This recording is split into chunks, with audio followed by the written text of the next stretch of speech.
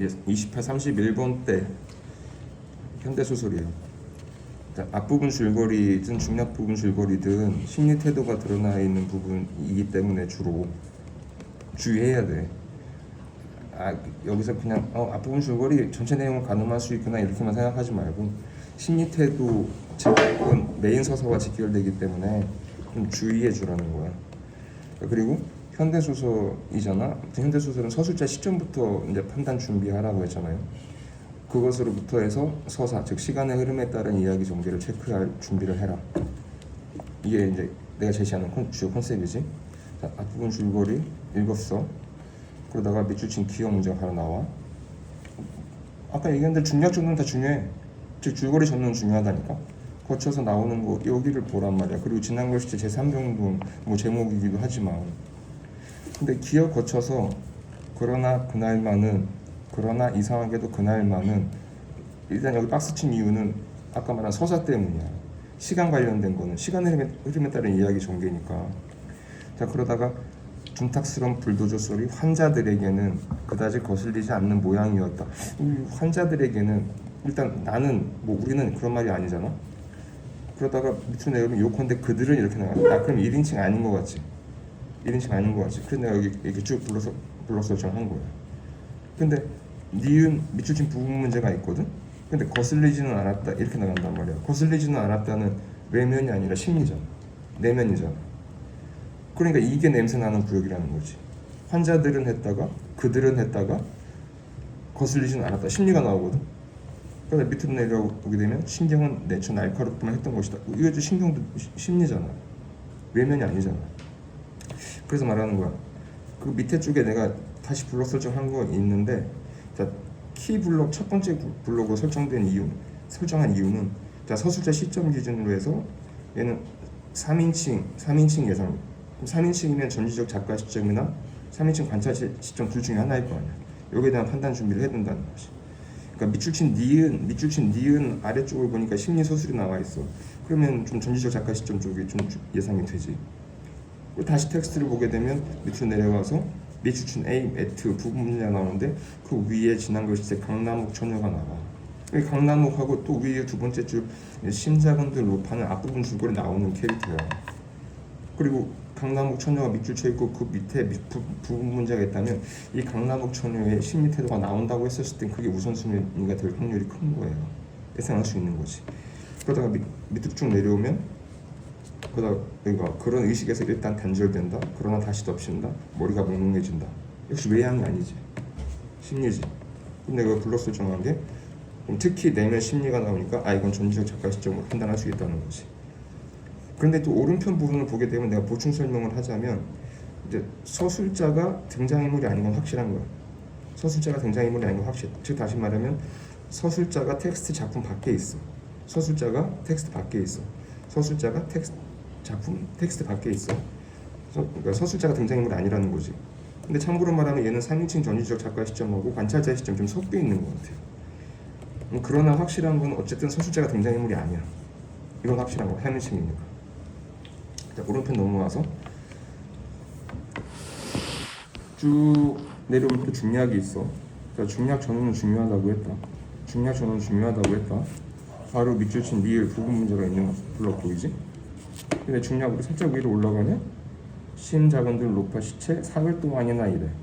근데 그 위로 또 올라가 보면 이튿날 저녁이래.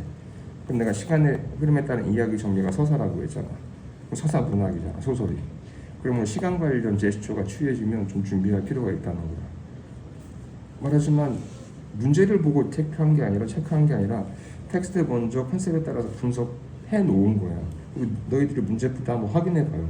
그 구역에서 나오는지 안 나오는지를.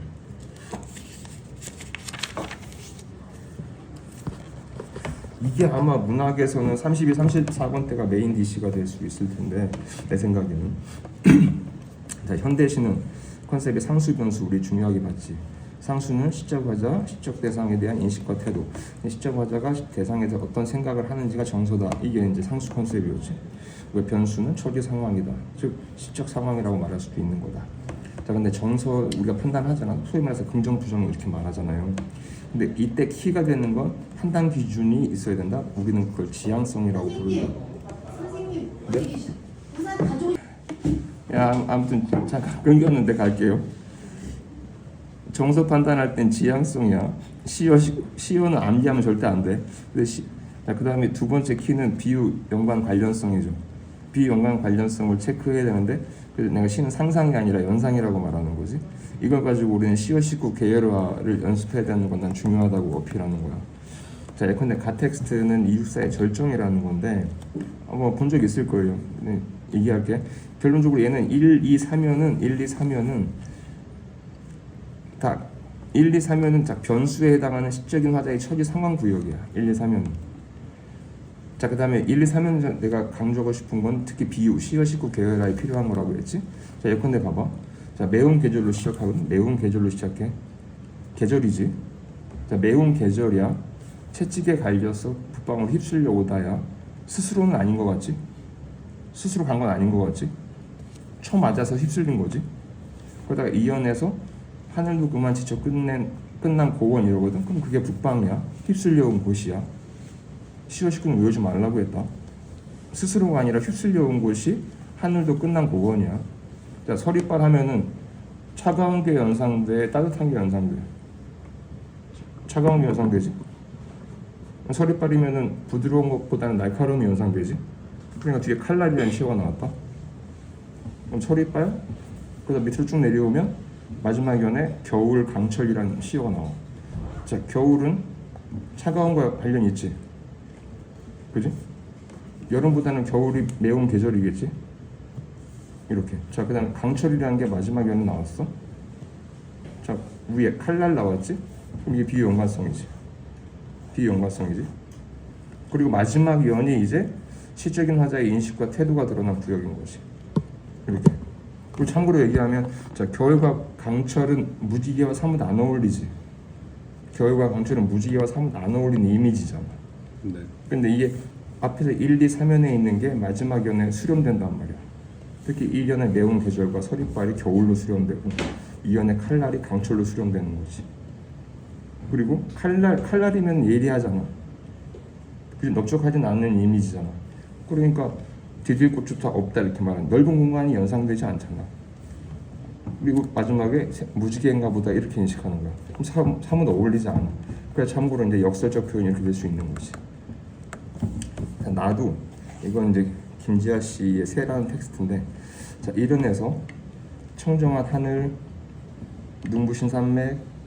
자, 눈부신 산맥 요것만 먼저 보면 마지막에 쭉 내려오면 눈부신 구름 이렇게 구절이 있어. 자, 그럼 산맥과 구름은 뭔가 연결되겠지. 눈부시다 이렇게 시어가 앞에 있잖아.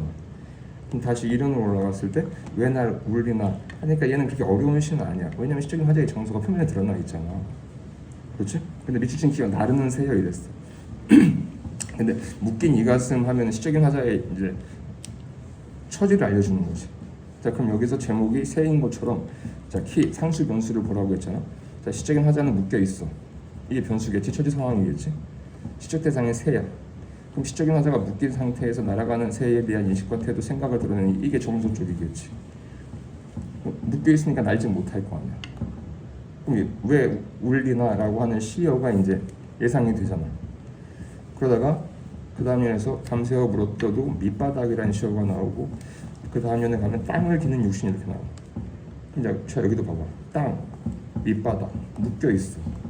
연관성이지. 문학도 마찬가지로 지난 글씨 시어 19풀이 구역은 마치 이제 부분 문제 같은 구역이잖아.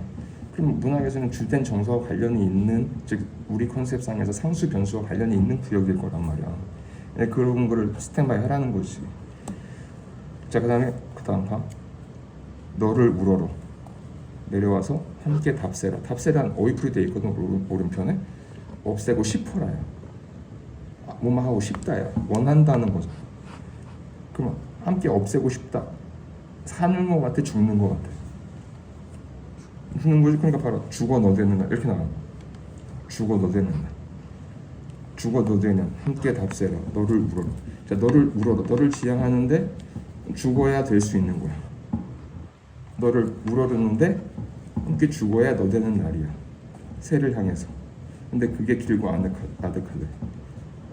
될 수 있는 게 연상돼, 못 될 게 연상돼. 못 될 게 연상되지 않아? 그러니까 마지막에서 떠나가는 새, 왜 날 우르기나 또 이렇게 나가는 거야. 그러니까 저 눈부신 구름. 그럼 아까 이론에서 얘기했던 눈부신 구름이지. 아, 묶여 있어. 이렇게 되는 거지. 그럼 묶여 있는 게 시와 연관성 라인에서 위로 올라가면 1연에서 묶인 이것은, 그 다음 3연에서 땅, 맞지? 그 다음에 마지막에서 묶였어.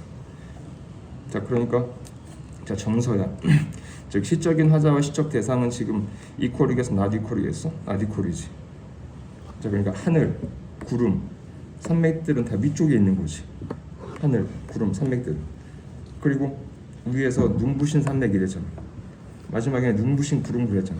얘는 통하잖아. 그리고 하늘이잖아. 자, 그럼 제목에 해당한, 즉 시적 대상에 해당한 새는 위쪽에 있어, 아래쪽에 있어? 위쪽에 있지.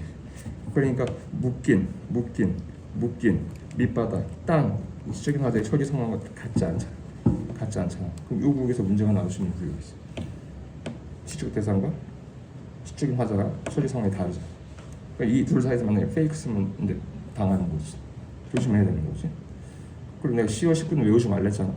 예를 들면 가 텍스트 같은 경우에 이연에서 하늘 이렇게 나왔단 말이야. 그럼 만약에 나랑 연결시켰을 때 시적인 화자는 묶여서 땅 쪽에 있는 거잖아. 시적인 화자가 지향하는 건 하늘 쪽이잖아. 새 쪽이잖아. 근데 얘는 그게 될 수 없는 거잖아. 그럼 여기서 만약에 예상하건데 하늘은 포지티브하다 이렇게 나간다면 조심해야 되는 거지. 왜냐면 하늘도 끝난 고온이라고 했거든. 근데 얘가 고온에 온 거는 스스로가 아니라 갈겨서 휩쓸린 곳이잖아. 그래서 시어 시구는 외우지 말라는 거야. 나에서 하늘이 나오고 가에서 하늘이 나왔다고 해가지고 사뭇 같은 건 아니라는 거지. 그래서 시어 시구는 외우지 말라는 거야. 문제부터 한번 확인해볼까? 구역을. 알겠지?